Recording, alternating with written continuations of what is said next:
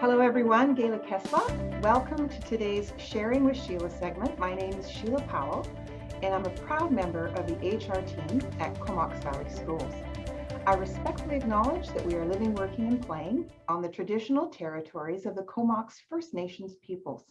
I would like to thank them for the privilege of living on the land and the gift of working with their children. Today, I have the privilege of speaking with Esther Shatz, Director of Student Services. Esther has worked in the district since 1995. She began her career as a teacher, was in the district's behavior resource program, then was appointed to the district principal of student services before being appointed the director of instruction for student services.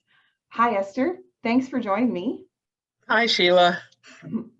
I have no doubt that your role and responsibilities are vast. But if you could give us a glimpse into your key purpose, your primary goals, what would they be? I think that I see my primary role as bringing the voice of students with diverse learning needs to the table and to every table that I sit at. My job has been to maintain the integrity of students, staff, families, and every department within our school district. So I think that's been my driving role. And within that, of course, there are tons and tons of jobs that have been part of my portfolio, but in essence, that has been my role, and that is what has guided me throughout my 25 years. Thank you, Esther.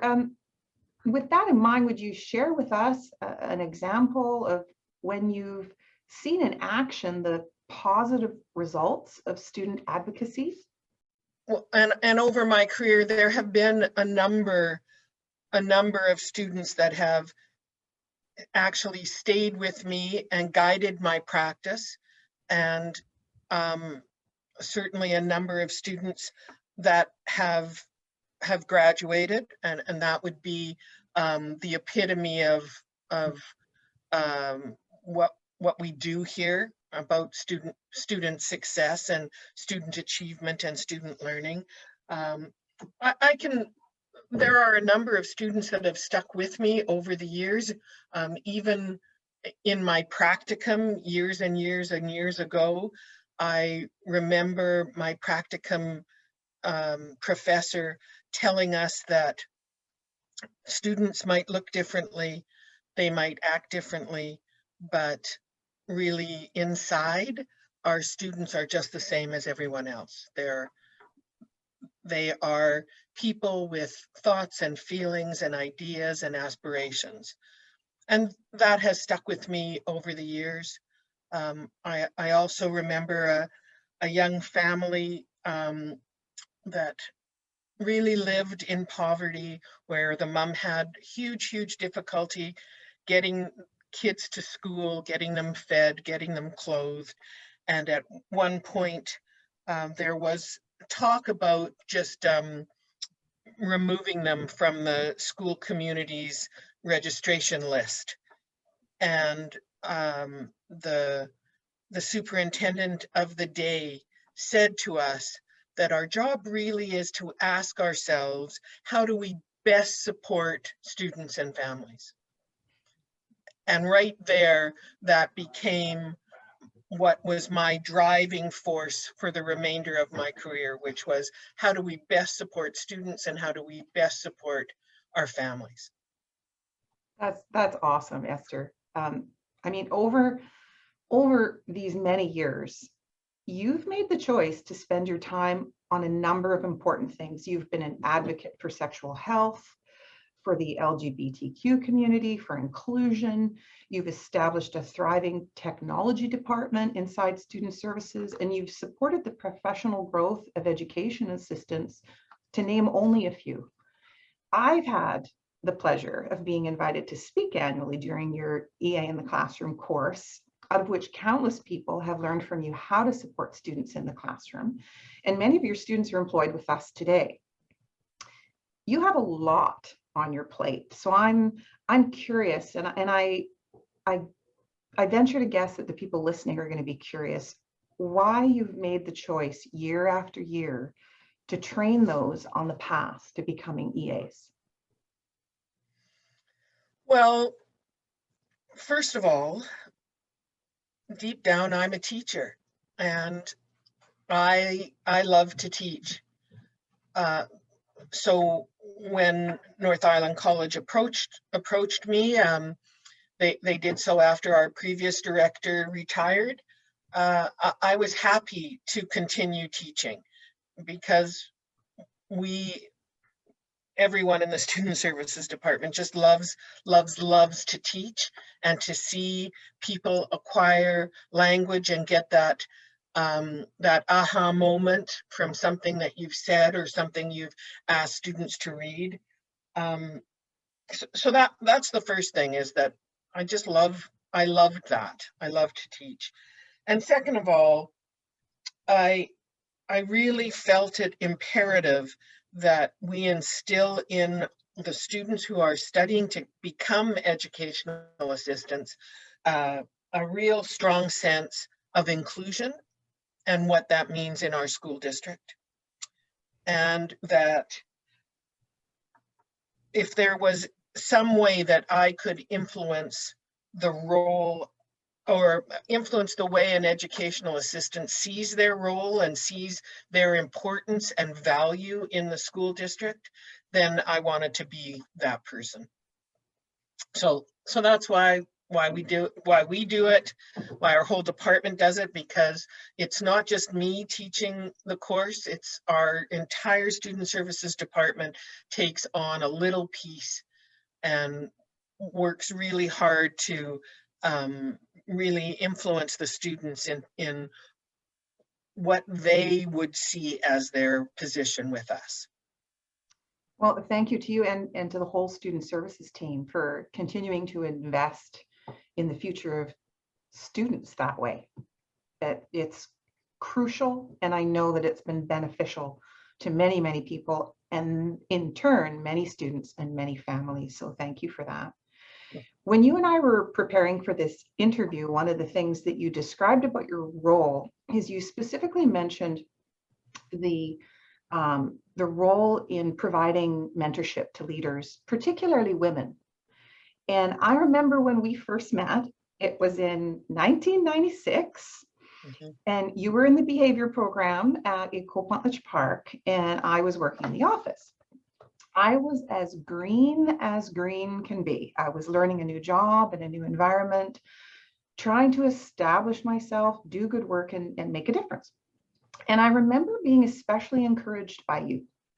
You were the kind of person who would stop and take the time to notice someone's efforts, even if they were small and to me seemed insignificant. I came to understand that you believed in me, in my potential, and that in turn boosted my self-confidence and my own self-belief. And I truly believe that it's moments like those that carve out the trajectory of our path as women.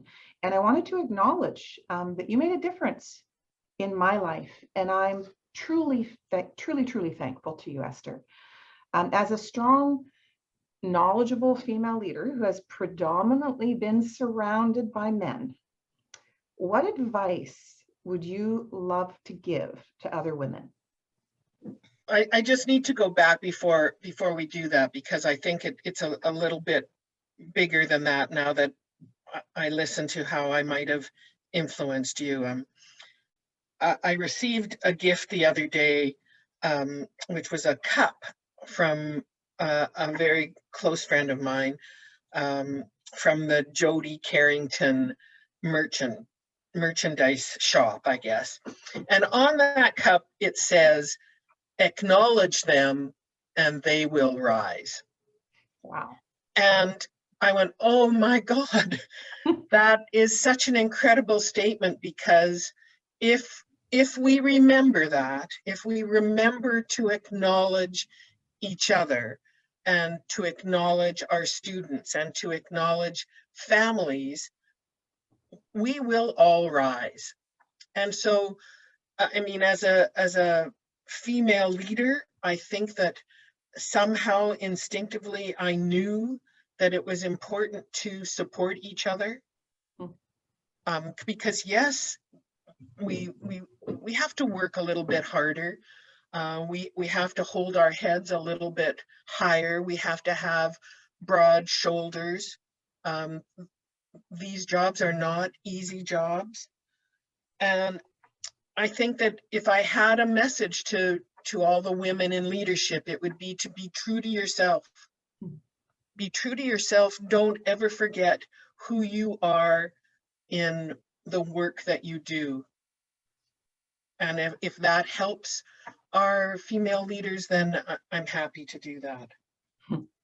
The other thing is that we can't lose the most important part about leadership. Whether you're male or female, we can't lose that authenticity in leadership and the true belief that relationship is what matters. Yeah, thank you, Esther. I had a really strong leader in my life who once said, "Life is relationships." Mm-hmm. And that has really stuck with me too, and rings true and connects with what you're saying. That's why we're all here, is to build those relationships with students, with each other, with the community, with parents. And it's something we can all be super proud of. So thank you for encouraging all of us.